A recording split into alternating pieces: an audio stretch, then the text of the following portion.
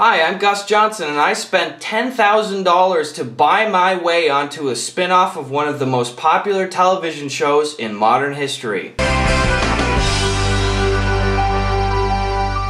Yeah, that's right. I spent 10 grand on the Office spin-off show. This is a follow-up to a video that I made almost exactly 1 year ago, where I looked at some of the side projects that some of the character actors on The Office had been doing ever since the show wrapped in 2013. The main project that I talked about in that first video was a Kickstarter campaign that was started by Leslie David Baker, who played Stanley Hudson on The Office. Leslie and a seemingly unknown business partner named Sardar Khan had partnered to create a spin-off of Stanley's character from the show, where for some reason, after, spoiler alert, this is gonna be Office spoilers incoming, oh my god, finish the show. If you can't finish it, I don't have Peacock either, alright? Don't worry about it. In the end of the show, Stanley retires, he moves down to Florida, that's it. But hey, guess what? In the new spin-off show called Uncle Stan, Stanley is helping his nephew run a motorcycle slash floral shop, and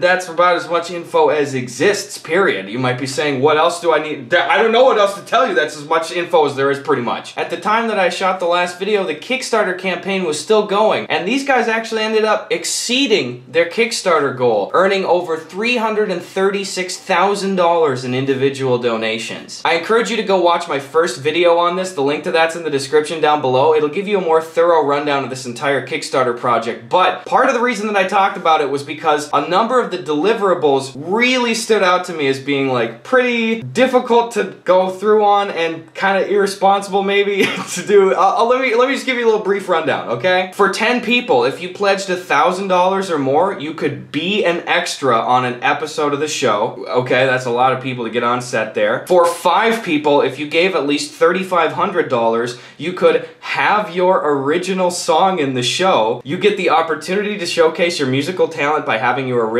song in the show. I'm reading this directly off the Kickstarter rewards tier. For $5,000 or more, for 5 people, you could be a writer on an episode of the show. They would let strangers come into the writing room to write the show for $5,000, which is like a lot of money, but when you consider that in the cosmic sense of things, $5,000 allows you to be a main writer on a spin-off of The Office, what the hell? Why would you give that to people? But it doesn't end there. A reward tier for 10 people was if you pledged $7,500 or more, you would get a walk-on speaking role in one of the episodes of the show. And for 3 lucky individuals, if you have $10,000 burning a hole in your pocket, you could perform your talent in an episode. That's right, folks. Get the opportunity to showcase your talent by performing in an episode of the show. Calling all bands, solo acts, fire swallowing, singing, magic performing, choir grouping, gymnastics doing, and all-around entertaining. Well, okay, who's gonna walk on and do gymnastics in Uncle Stan? This is a motorcycle shop. You're gonna tip the bikes guy. Anyway, you've probably seen the first video. I don't have to tell you. That is insane. That is just crazy. You should never give the public that amount of involvement in your precious... It's a show! It's a show! And you're giving... Anyway, that's what I said essentially in the first video, and that's where I left off. Now, I ended the first video kind of cryptically, and honestly, I hid like 3 seconds of video at the very end of the title screen, so I think a ton of people didn't realize that I actually did purchase one of the $10,000 reward tier slots so that myself, Gus Johnson, superstar Hollywood boy extraordinaire, has bought his way onto the Office spin-off show. That's right, boys. You're looking at an IMDb certified writer, executive producer, extra, musical artist, and now original talent performer in the upcoming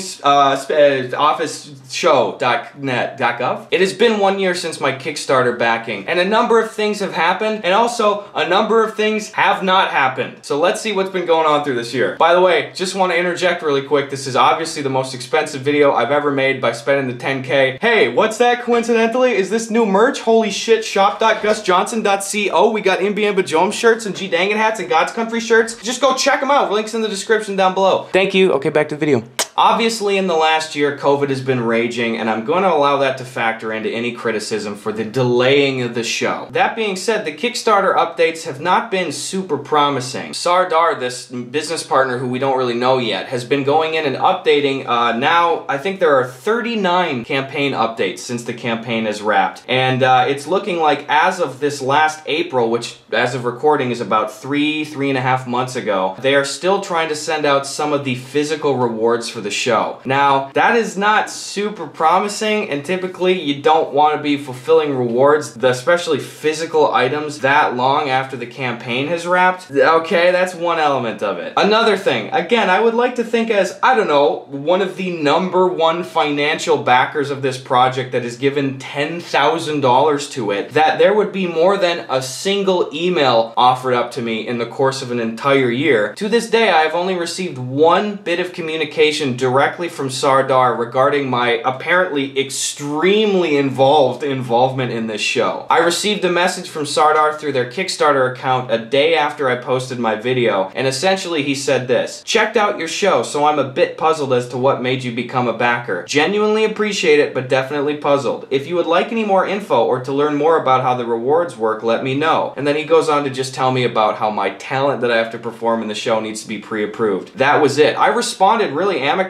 too, and I was just saying like, hey, I thought that there were, you know, a couple of little problems here, but I'm really curious. I'm going in with the best of intentions. Again, I'm not trying to go like start shit or whatever. This is interesting for me, and it's positive for me no matter what happens here. If the show's a disaster, it will be interesting to document and talk about. If the show's a success, it will be interesting and engaging to talk about, okay? I'm not trying to start shit. Sardar, if you're watching this, you probably are. I am not trying to fuck your shit up. I just saw this thing come through. I was like, what the hell is this? I threw down 10K. I am along for the ride, guy. Shoot me an email though, please. I'd love to hear from you. It has been, I will say, a chore to try to dig through the, at this point, 39 very lengthy project updates that largely center around the specifics of the unavailability of the physical rewards. But I will tell you right now, from what I've seen, unless I've missed something, again, I will fall on my sword, Sardar, if I've missed something, I have no idea when the show is supposed to start filming. I don't really know any of the logistics for what my involvement will be,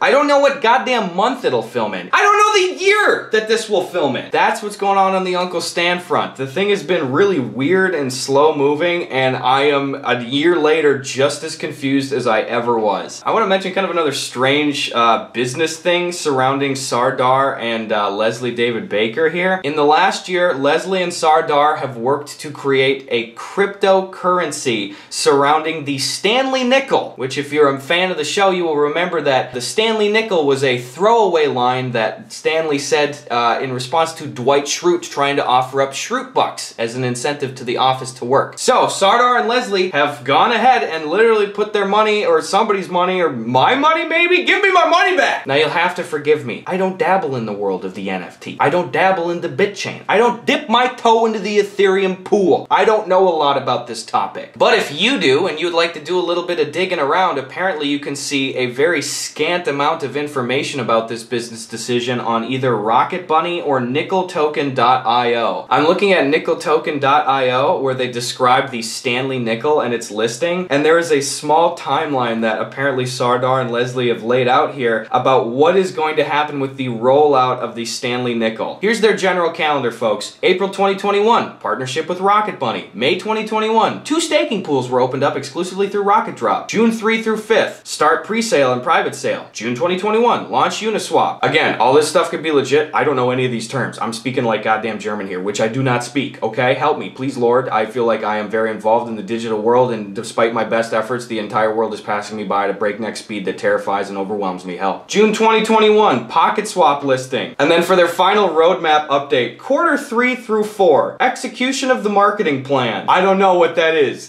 I feel like I'm just reading off random buzzwords from a Tim and Eric fake office promotional video. Execute the marketing plan, leave the logistics up to our Q3 distributors, and have our backers and Wells Fargo portfolio consumers take the Roth IRA straight to Bernie Madoff. I don't really know what's going on with the Uncle Stan project right now. I don't really know what's going on with the Stanley Nickel thing. There's been a lot of weird kind of crappy pump and dump crypto things lately. I'm really hoping that this isn't one of those situations situations, but it sure as hell smells like it, you know? I know nothing of the relationship or the dynamic between Leslie David Baker and Sardar Khan and whoever else might be involved in any of these business ventures, but I really don't think that I'm being too much of a piece of shit by saying this stuff all smells really fishy. And again, I'm going into at least the Uncle Stan show with the mindset of like, I will not be an agitator, I am purely there to observe, but I gotta tell you right now, my hopes are at rock bottom for the quality of the show and for my involvement in it. I didn't even mention this, by the way, and I really am like, please don't take any action to this. Like, seriously, I